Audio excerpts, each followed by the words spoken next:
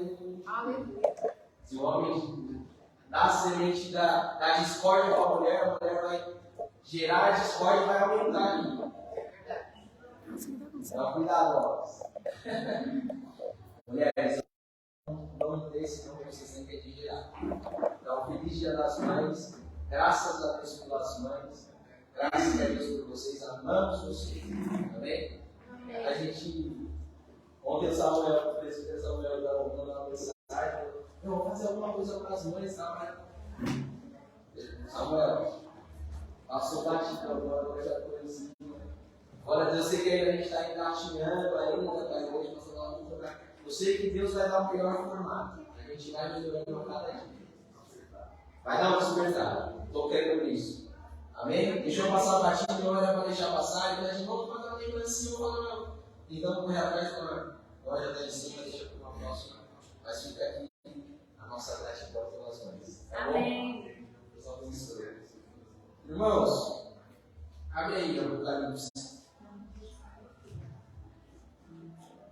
Apocalipse, capítulo 2.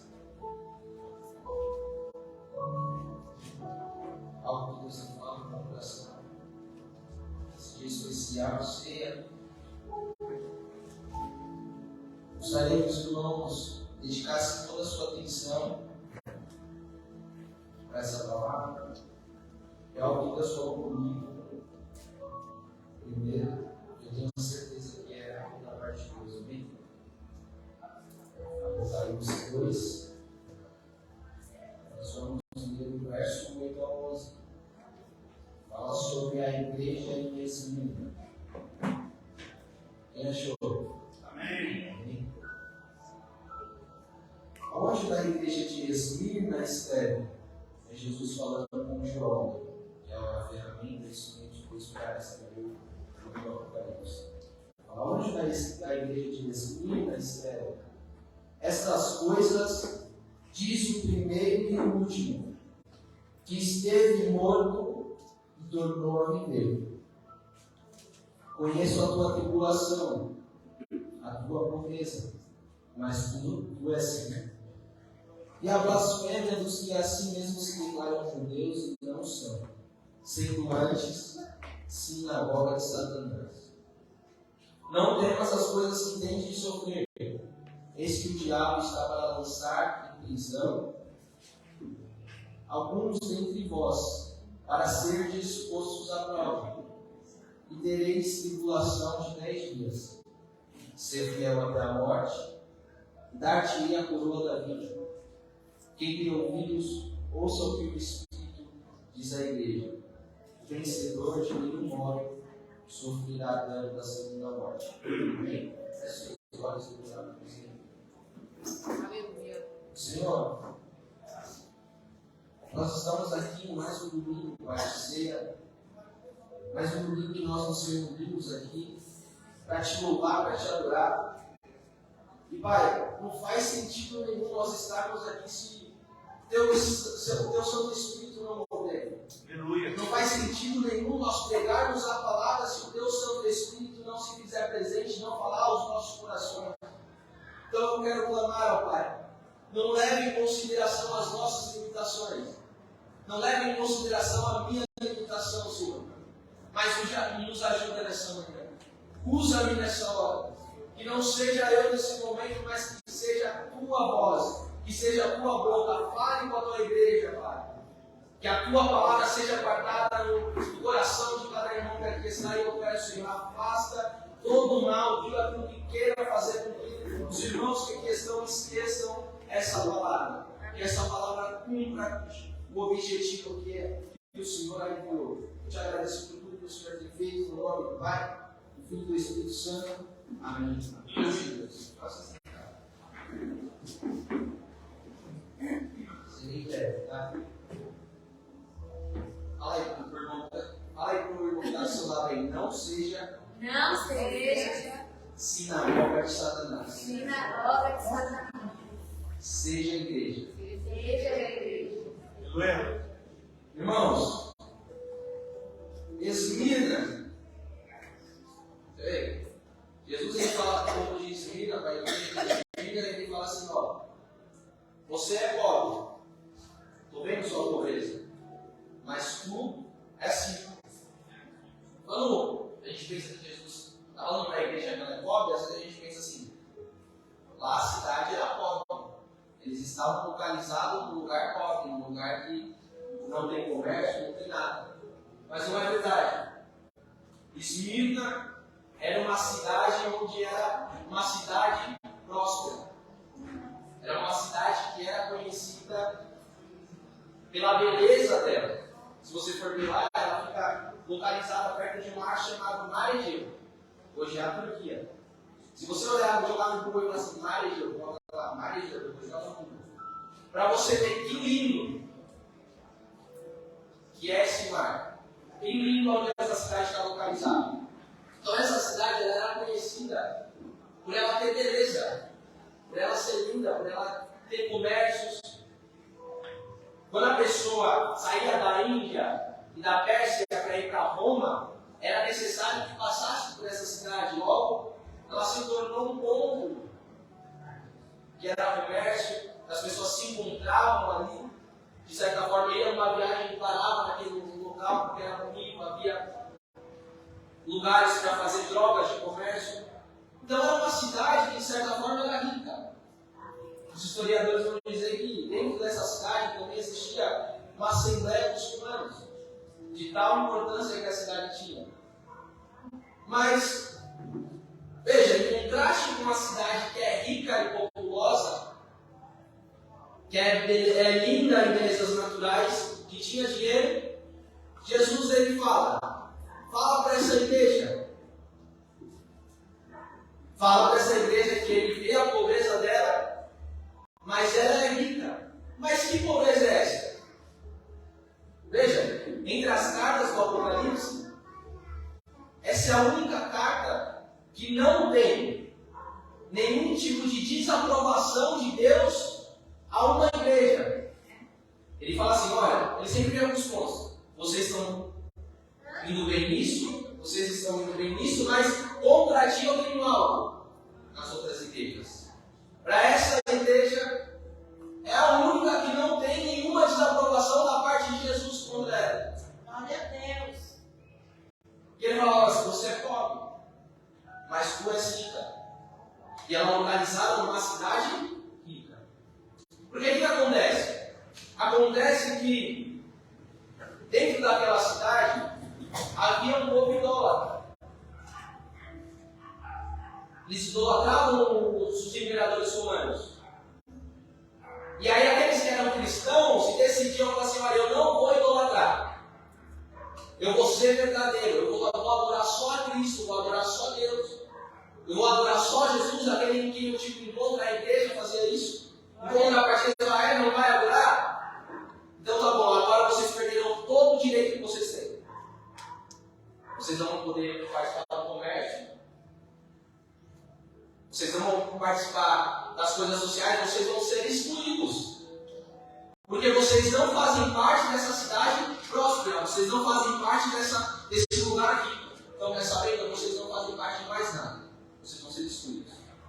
Então, a pobreza da igreja de Esmirna não estava na localização, mas estava por eles decidirem ser verdadeiros cristãos, verdadeiros adoradores a Jesus. E aí Jesus ele percebe isso, ele olha e fala assim, olha, tudo bem, essa cidade está prosperando, o mundo está prosperando, as pessoas estão prosperando. Mas veja, quem é rico não é você, não é a cidade, é você, igreja de Esmirna. Tu és pobre, estão excluindo vocês. Mas quem é rico é você, que decidiu servir os meus pés.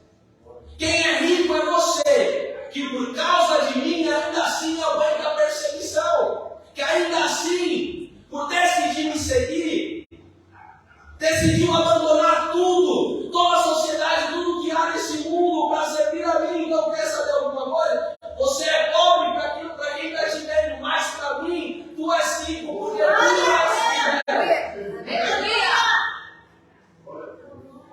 Primeira coisa, irmãos,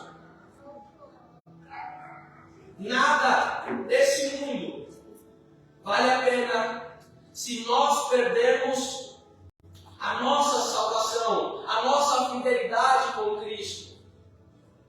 Se há alguma coisa nesse mundo que acaba nos afastando de Jesus, seja trabalho, seja relação, seja qualquer coisa, isso não vale a pena.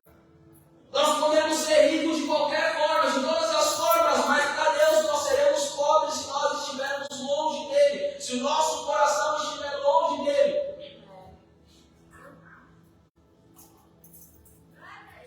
Tu és pobre, mas para mim és rico. Bem-aventurado aqueles que entregam tudo para estar com Jesus. Oh, glória a Deus. Aleluia, Jesus. Glória a Deus. A carta vai dizer: conheço as tuas obras, a tribulação e a pobreza, mas tu és assim.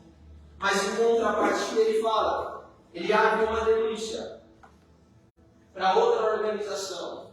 Ele fala da igreja, ó, a carta para vocês, depois fica, mas eu abro uma denúncia para outra organização. Ele fala, conheço você, mas eu também conheço a blasfêmia dos que dizem judeus e não são, mas são sinagoga de Satanás. Irmãos, estava estudando, estou fazendo curso, e aí ele estava explicando tudo o que faz uma sinagoga. Presbíteros estão orando. Aí ele fala, eu vou mostrar para vocês qual que é a liturgia de uma sinagoga. Eu falei assim, meu Deus do céu, isso é igual ao nosso culto. Isso é igual a nossa igreja. É igual às igrejas de hoje.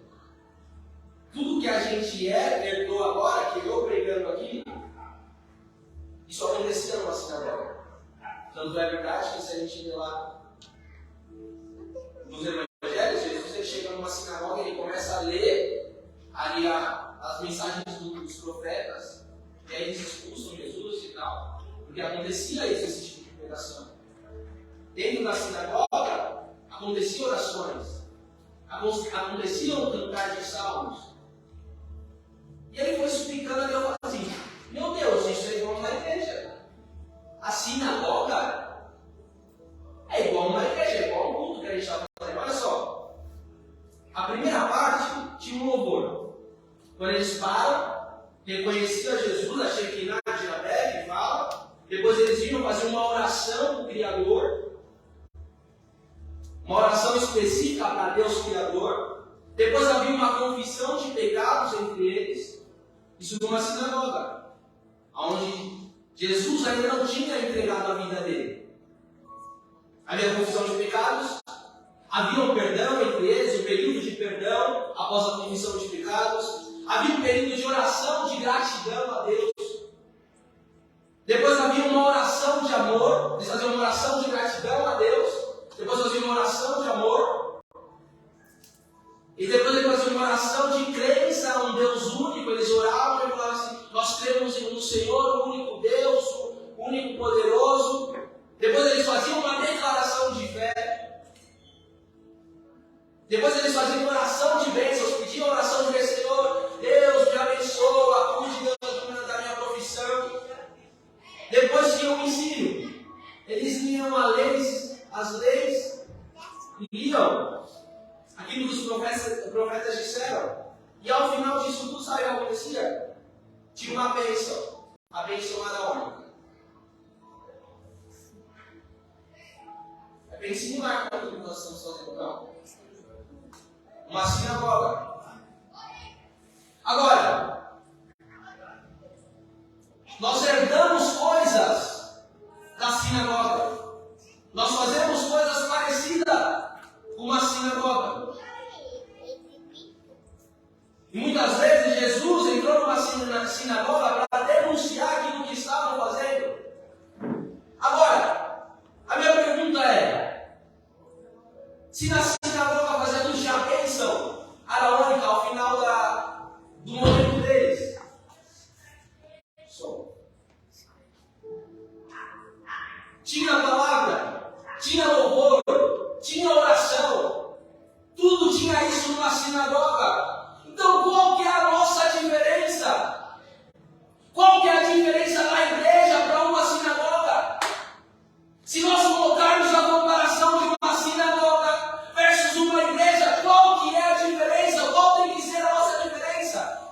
o que acontece, irmãos?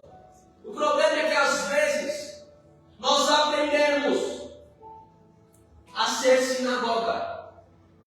Nós aprendemos a viver alguns costumes, algumas liturgias que foram implementadas desde lá no início, mas nós não aprendemos a ser igreja.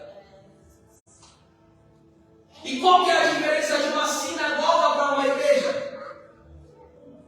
A primeira coisa, presbítero, é que sinagoga, ela se preocupa, sabe com o quê? Com o que é externo. A igreja, ela se preocupa com o que é interno.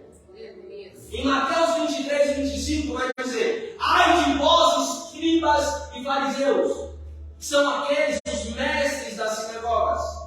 Ai de vocês, fariseus hipócritas, pois que limpais o exterior do copo e do prato, mas o interior está cheio de rapina e de intemperança. Fariseu cego, limpa primeiro o interior do copo e do prato, para que também o exterior seja limpo. E aí os discípulos, em certo momento, começam a conversar com Jesus e eles falam: sabeis, Jesus, que os fariseus, ouvindo essas palavras que você pregou, eles estão se escandalizando. Você está pregando coisas contra eles e eles estão se escandalizando. E aí Jesus respondeu: toda planta que meu Pai Celestial não plantou será arrancada. Deixai-os, são cegos condutores de cego. Ora, se um cego guiar outro cego, ambos cairão na cova. E Pedro, tomando a palavra, disse: explica-nos, Senhor, essa parábola. Jesus, porém, disse: até vós ainda não entendeu, ainda não compreendeu, o que entra pela boca, desce pelo ventre e é lançado fora, mas o que sai da boca procede do coração. E isso contamina o homem. Jesus falando: não importa o que está colocando por dentro da boca, importa o que está saindo, o que há dentro do coração. A sinagoga, os fariseus, eles se preocupam com o que é externo, mas a igreja, que é direcionada por Cristo, que tem o Espírito Santo se movendo entre ela, a primeira preocupação não é o externo, mas é o interno. É o que há dentro dos nossos corações. Glória a Deus. E aí a pergunta que eu faço é: o quanto nós, unidos pela cruz, temos nos importado com o que é interno dentro do coração do meu irmão que está aí do seu lado? O quanto nós temos nos preocupado com o que há dentro do coração do meu irmão, do seu irmão? Às vezes, a gente tem dificuldade de perguntar assim: e aí, meu irmão, como está seu coração? Fala para mim aí, como está seu coração? Às vezes nós nos movimentamos dentro da igreja, vamos trabalhar e vamos orar, vamos louvar, vamos trazer a palavra. Isso sinagoga faz. Sinagoga faz, a sinagoga da bênção. Sinagoga ora em amor, sinagoga ora em gratidão. Sinagoga faz tudo isso. Mas o quanto nós, igreja, temos nos preocupado com o coração do irmão que está do lado. Isso a igreja faz, a igreja se preocupa com o que é de interno. A diferença de uma sinagoga para uma igreja vai ser no momento que nós, cristãos, entregues a Cristo, nos preocuparmos com aquilo que há dentro dos nossos corações. E eu tenho uma palavra. Deus, Ele está. Eu tenho a convicção disso. Eu me emociono, sabe por quê? Porque eu tenho a certeza que Deus fala. Aleluia. Ele tem um quebrantamento quando Deus fala, ele tem um quebrantamento nos nossos corações. Aleluia. Deus, Ele está quebrantando nossos corações. Glória a Deus. Novamente, a preocupação com o interno. Glória a Deus. O cuidado entre nós. Ele está derramando de uma unção, presbítero. da preocupação pelo interno dos irmãos. E não é só para nós, é a igreja do Brasil. Por isso que se fala muito a mesa. Vocês ouvem isso? Está tendo mesa, sabe por quê? Porque está mudando a visão. Agora nós temos que cuidar do interno. Com o coração do povo, Deus está mudando a visão. Aleluia, Jesus.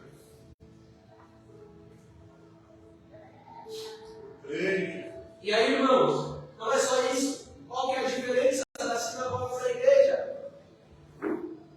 Sinagoga, ela faz coisas para ser vista pelos homens.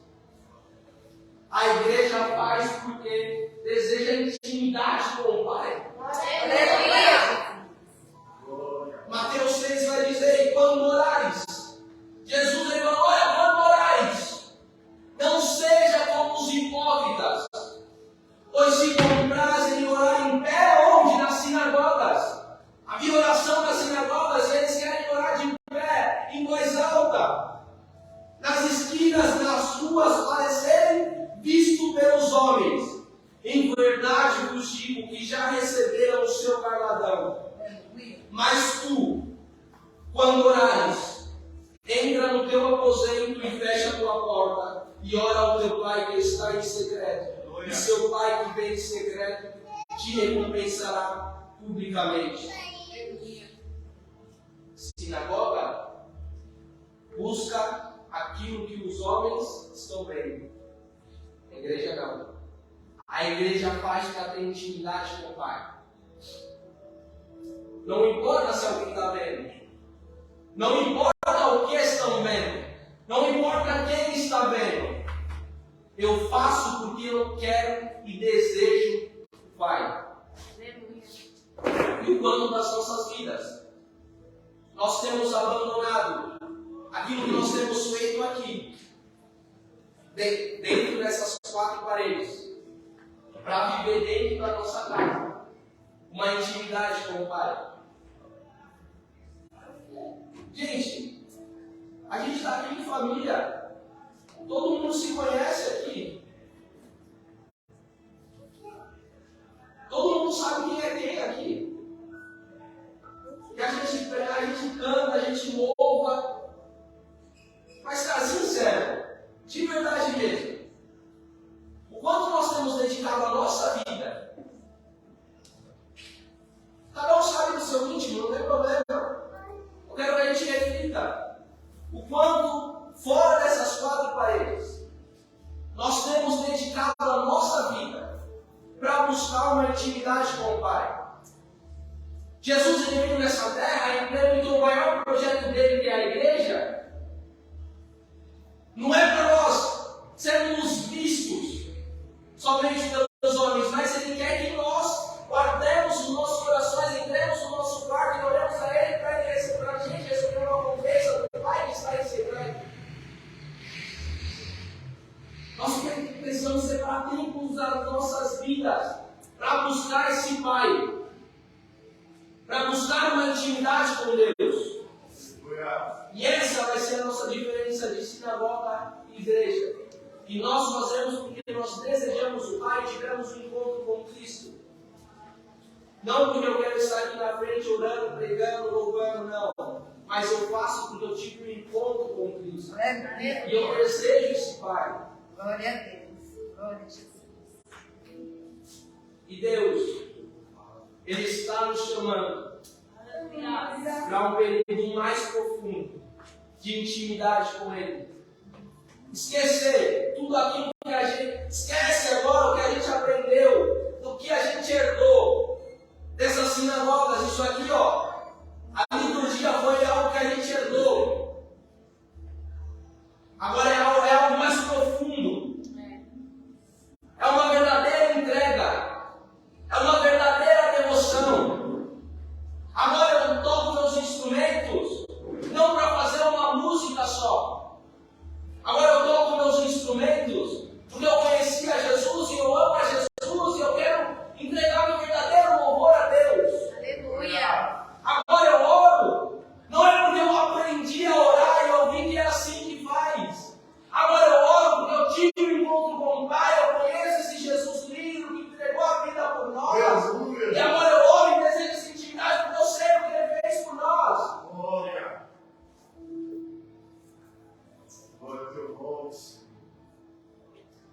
Sinagoga rejeita a presença de Jesus pelo seu orgulho, mas a igreja sabe que é o próprio templo do Espírito. Aleluia. Lucas 4 vai dizer que todos na sinagoga, ouvindo estas coisas, Jesus falando, ali a passagem de Isaías, que ele veio para curar os enfermos, e aí todos ouvindo isso, eles se enchem de ira, levantando-se, expulsaram da cidade e levantaram até o cume do monte. Eles queriam jogar Jesus do precipício abaixo, porque Jesus entrou na sinagoga e ele falou o que tinha que ser falado. Sinagoga rejeita a presença de Jesus pelo orgulho. Ela não quer ouvir a verdade. E ainda assim, quando ouve a verdade, ela vai achar que ela está certa e fala assim, não, posso ir, tira Jesus. Eu não quero aceitar essa verdade. Eu não quero aceitar que eu estou errado. Eu não quero aceitar que eu sou sinagoga por causa do orgulho. Mas quem é a igreja? A igreja de Cristo, ela não rejeita a presença, ela sabe que ela mesma é o templo do Espírito Santo de Deus.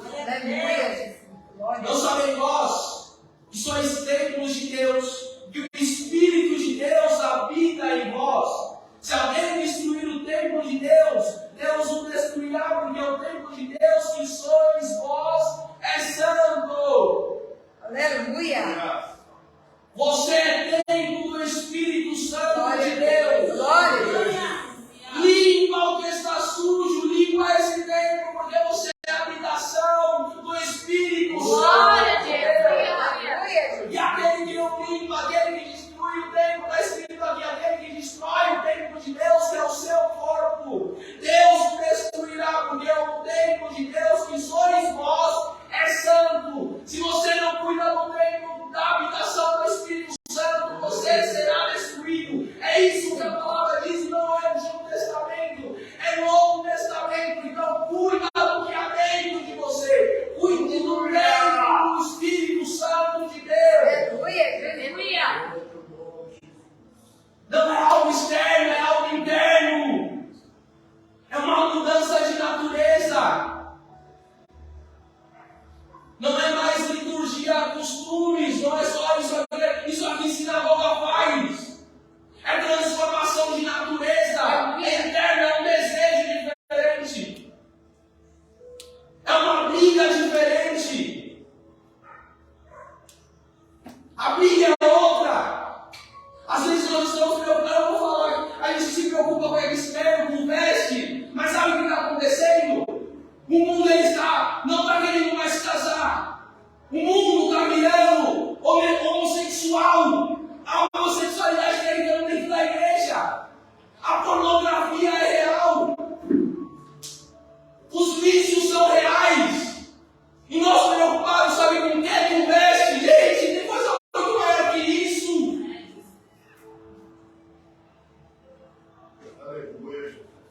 Tem muita coisa maior que isso.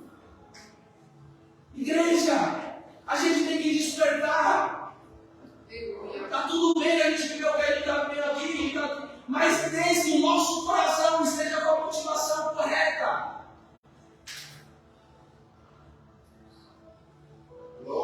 Aleluia. E eu tenho a convicção. Eu estava orando a Deus. E Jesus falava no meu coração que Ele está limpando os nossos corações. Ele está limpando o templo, o nosso corpo que é santo. Glória a Deus. O nosso corpo que é templo de habitação do Espírito Santo de Deus. Jesus está limpando os nossos corações. Glória a Deus. Aleluia. E levando para um caminho de santidade. Levando para um caminho de desejo da presença, dessa habitação do Espírito Santo de Deus.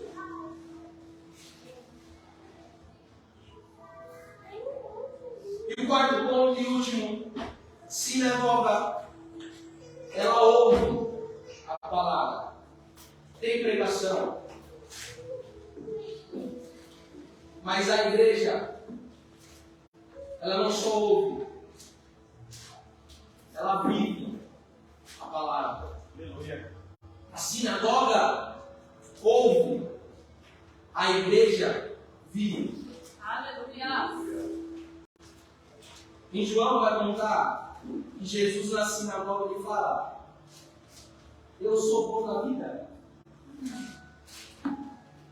E aí ele fala: a verdade eu vos digo, a palavra dura, se não comerdes a carne do Filho do Homem, não beberdes o meu sangue, não terei vida em vós mesmos. Quem come a minha carne e bebe o meu sangue tem vida eterna. E eu os ressuscitarei no último dia, porque minha carne verdadeiramente é comida e meu sangue verdadeiramente é bebida. Aí um monte de gente começou a sair. Ele está falando assim, ó, tem que abandonar tudo, tem que entregar tudo. Você tem que tomar de mim tudo. Eu sou o pão da vida, você não tem que comer do meu sangue, não tem que comer da minha carne, não tem que pegar tudo. Não pode sobrar nada, tudo. E aí um monte de gente começa a sair. A palavra é muito dura. Eu me entregar tudo é muito duro, não? Ou saindo fora. E aí fica alguns 12, os discípulos. E aí Jesus pergunta: e aí, vocês não vão também? Vocês não vão também? E aí um doido responde assim: Senhor, para onde iremos nós? Aleluia. Se Glória! tu tens a palavra de vida eterna. Aleluia. Um velho que não só ouve a palavra, mas ele decide viver. Ele se quiser, pode falar o que quiser. Eu vivo essa palavra de vida eterna. Só tu tens a palavra de Jesus. Pode falar o que for, eu desejo a ti. Eu desejo de você. Eu ouço, mas eu não quero só ouvir, eu quero viver. Eu quero viver aquilo que o Senhor tem para mim. Aleluia. Sinagoga ouve, mas igreja, ela vive a palavra. Para onde iremos nós? Se só tu tens a palavra escrita. E aí Jesus fala: todo aquele, pois que escuta as minhas palavras e as pratica, eu assemelharei ao homem prudente, que edificou a sua casa sobre a rocha, e desceu a chuva, e correu os rios, e assombravam os ventos, e combateram aquela casa e não caiu, porque estava edificada sobre a rocha. Aleluia. Irmãos, Jesus, Ele está nas nossas vidas. Creia nisso. Ele está firmando as estacas de novo. Ele está firmando as nossas vidas. Aleluia. Uma casa firmada na rocha. Para que quando vier os ventos, para quando vier as dificuldades, nós estejamos de pé, com as estacas firmadas. Aleluia. Deus, Ele está firmando as estacas novamente. Aleluia.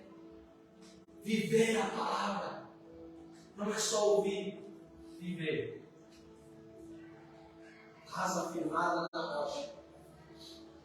E aí, voltando para aquilo que Jesus fala para a igreja, Ele fala: olha, conheço que tu és pobre, mas é rico, porque vocês entregaram tudo para mim. Aleluia.